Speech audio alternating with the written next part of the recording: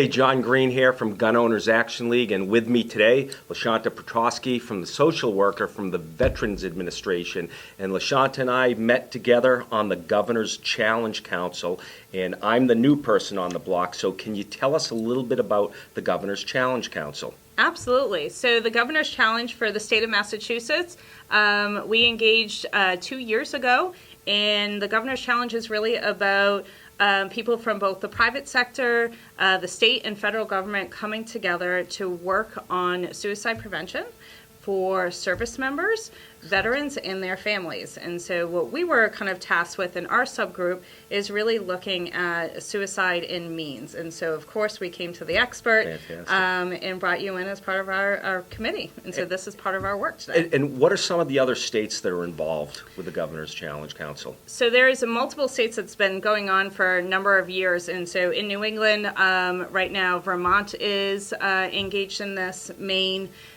New Hampshire was involved several years ago, and we've seen a lot of great progress in working together and bringing all avenues of a state together to really come together to work on suicide prevention. Fantastic, and I know that we follow Utah pretty well. Utah was early on with this. Excellent. Yep. And Utah is a great state for gun ownership and hunting and exercising of our Second Amendment rights. Near and dear to my heart. I went out to college there and stayed there for 10 years, called it home. Absolutely. So I was excited to find out that, hey, we're learning from the state of Utah how we can do better to help people that are going through a rough patch. Yep, and New York is the other state that we've been really following really closely with one of our other partners, Kathy Barber, has been instrumental in that state as well. And Kathy and Goal go way back. We met Kathy when working with the New Hampshire State Firearms Coalition, Safety Firearms Coalition. Just brilliant, lucky to have her on our board. And many of that actually had to do with the Governor's Challenge when New Hampshire was involved in that as well. Fantastic. Good people doing great things. Absolutely. So I have a number of questions for you course. today.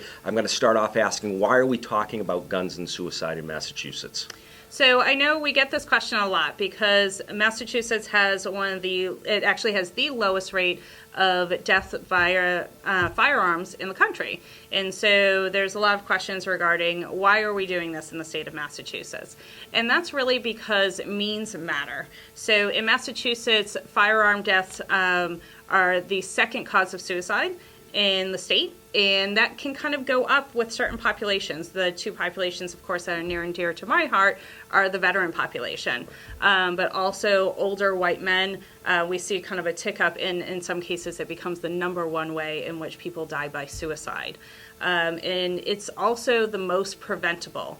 So part of what we're doing here today and what we're going to continue to work on through the Governor's Challenge is how do we make this a conversation? So when I started working in the VA, there wasn't a lot of conversation between gun owners and suicide prevention people, and we really need to come together, and I think the Governor's Challenge and your work and Kathy Barber's work has really been able to bring this together and really having some meaningful conversations about what do we do about means, having means matter in regards to suicide, and how do we get these two communities talking. Fantastic, and we also have great support. We have Walk the Talk America, National Shooting Sports has been involved in this for years, and it's an honor to be working with such great people. It really is. So next question for you. So you're working with an individual that's reached out to you, they're going through a rough patch. Talk to me about some of the planning that you would direct somebody that could possibly going through a rough patch with regard to gun ownership.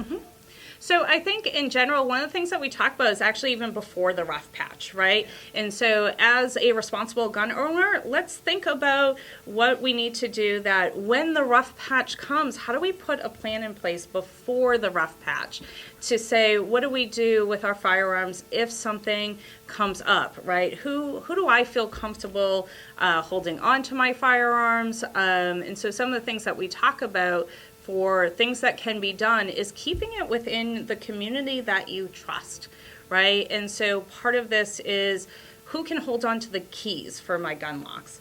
Who do I trust to change the combination to my safe? Well, I'm in a point in time where I'm struggling. If you don't have anyone like that in your life, who can hold on to an essential piece of your firearm, and so it makes the gun inoperable during Right, so that when time. we're talking about that central piece, something that would not require an individual mass resident to have a license to possess. So perhaps the slide to your semi-automatic pistol, or the bolt to your bolt-action rifle, or the bolt out of your pump-action shotgun, or the cylinder from your revolver. So parts of the gun that are integral to the gun, but if you don't have it attached to the gun is not operable, and it doesn't require a license to possess that part. That's a great plan. That's a great plan. That's exactly what we're talking about. And we're talking about, can we do these things before we're in crisis? How do we, as a family, talk about these things? And so when a crisis occurs, or when even just a rough patch occurs, how do we put that plan into action where it's a little bit smoother and really respecting everybody's rights and understanding kind of how we can do this in a way that, you know, feels a little bit more comfortable for the gun owner and the family or anybody else who's involved that may be worried about that particular individual. And what our members need to know is you come from a hunting family, right? You're familiar with how important it is for an individual to be able to go out and exercise their Second Amendment civil rights, whether it's recreational shooting or hanging out in the tree stand during deer season or turkey season. So I appreciate where you're coming from. Absolutely. Right? That's fantastic. So there is help, there is assistance. We have great people that can answer these questions. All right, next question. So how do we know when somebody's going from a rough patch to a more serious, perhaps now they're suicidal, where a week ago they weren't? What are some of the things that we can be looking out for? So I think one of the interesting things to bring up is actually the time, right? So I think this is a really big question for many people is, when do I know, right? How do I bring these conversations up? And so part of these things is having that naturally flow within just the regular dialogue that we're having with people. There's an interesting study back in 2009 that looked at exactly that question. Somebody's having a rough patch. When do we know that they go from a rough patch to suicidal, right? When do I know when to intervene? And the problem with that is what we found out is that among people who went from having a rough patch to suicidal, the matter of time that they went from one to the next, 48% of people said less than 10 minutes from going from struggling to actively pulling out a plan for suicide. And so we're talking a really small window. And so when we're talking about means restriction, what we're really doing is trying to buy ourselves time, right? So if we can lengthen that time beyond the 10-minute window, we start to have a decrease in some of that suicidal thoughts of actually putting that into a plan. And really hopefully saving somebody's life. And so it's really important that we're looking at these things. Some of the things that we look for from a mental health side that says, you know, when do we start engaging in these conversations and talking with people and asking the question directly, are you thinking about hurting yourself? Are you thinking about killing yourself? So we look for things in regards to any major life changes, right? So from the veteran side, if you're discharging from the military and kind of coming home, it's a big transition for people. Depression, substance abuse, going from one job to a next, the ending of a relationship or a marriage, these are rough times for people. Absolutely, they can be. And so I think if we think about those things being rough patches, is how do we bring up these conversations during those times, and maybe taking some of those plans and putting them into action until someone's able to kind of stabilize a little bit more, because it's really hard to predict that 10-minute window. Absolutely, absolutely. So leading off from the last question, so when should I personally be worried that okay, now I need to involve greater family members, maybe reach out to a counselor or social worker?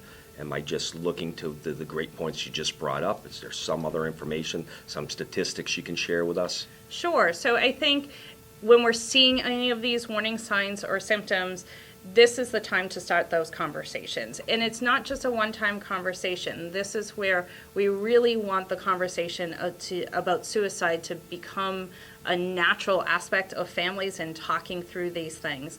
When people have any of the symptoms we just talked about, it's wonderful and great if we can get them involved with some form of mental health counseling that can talk them through this and work through those things. That is the number one recommendation.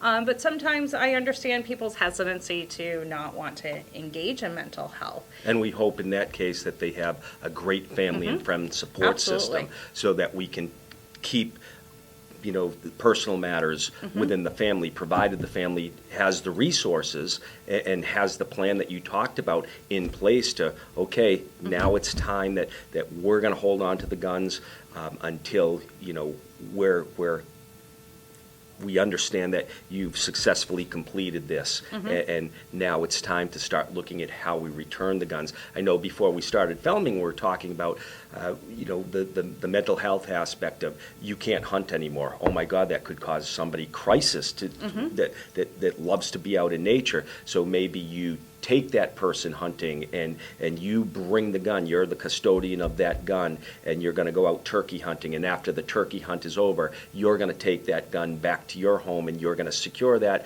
because you know that this person is going through a rough patch. Talk to us Absolutely. about some of those alternatives. Yeah, I think one of the big questions that we get from people is, okay, so I did the right thing. I took a piece of a firearm, or I'm holding onto a gun for a loved one. I don't know when I'm supposed to give it back. That's the it's hardest question there is. Yeah, it's a tough question to answer because it's really about the relationship between those two individuals, right? And so as if you were in a rough patch and I was holding onto your guns or part of that for you, we would have a conversation about, how are you doing? We'd be talking a lot about the rough patch that you were going through, when it felt safe to return them to you. But as you said, the firearm community is really close. These are sport. We go to firearm ranges, we go out hunting, Absolutely. we do different things.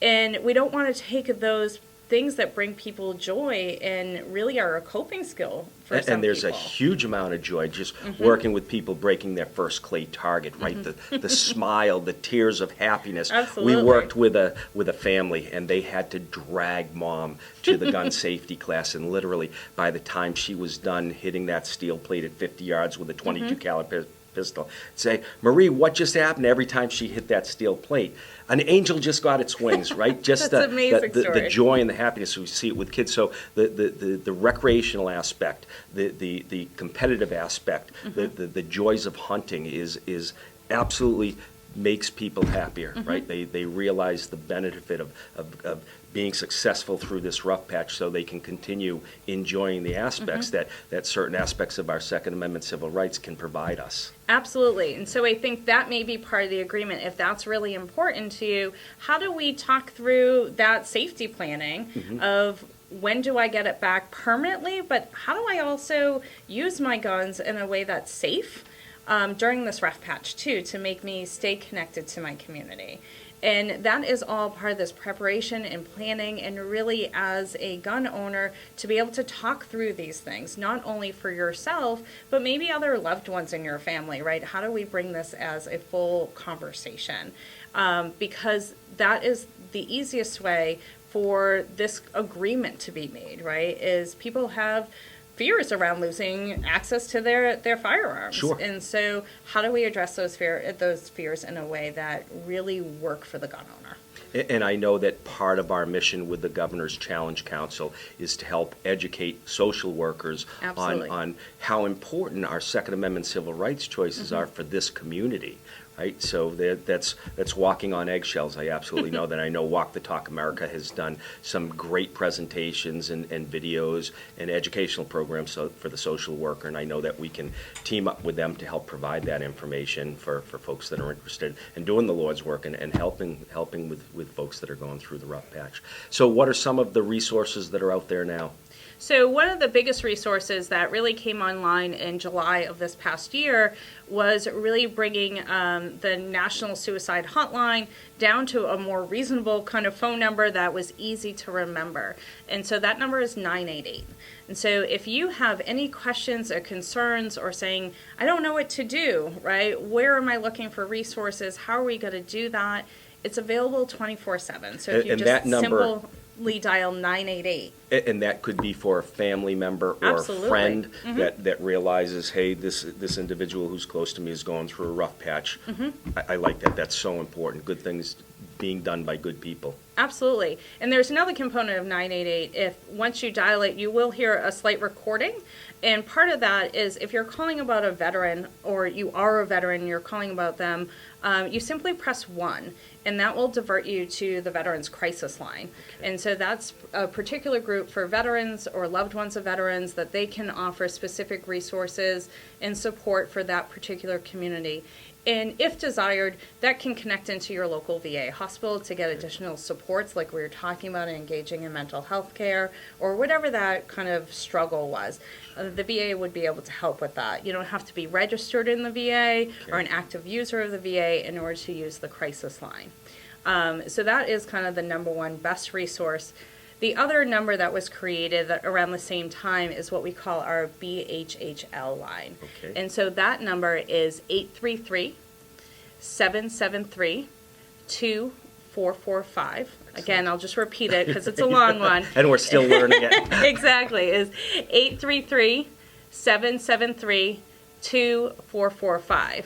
And so that is another number that can be called in order to be able to engage in services. Okay. And so these two numbers are available 24/7 just to help the person who's going through a rough patch or a loved one to really talk about these conversations and engage in support and resources. Because what we find is that if somebody who has had suicidal thoughts gets treatment, gets support, understands how to deal with these rough patches better, they tend not to kind of come back. For people who've had a suicide attempt, they don't come back and usually die by suicide. And so if we can get people's support in place, we can go a long way of saving somebody's life. Excellent. Excellent. Listen, I appreciate you taking the time for coming here. If anybody in our listening audience has any questions with regard to Massachusetts statute and how that may affect on being the custodian of somebody's firearms, that's what goals here. We're here to help. So I look forward to all the great work ahead of us, LaShanta. Absolutely. Thanks for coming down. Thanks for having me.